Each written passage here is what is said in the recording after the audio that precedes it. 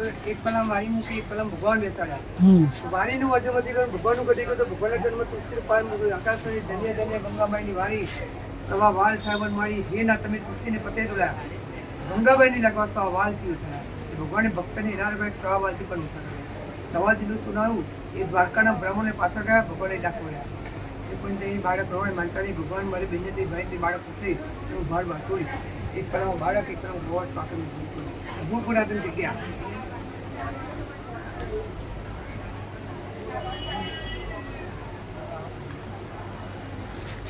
જય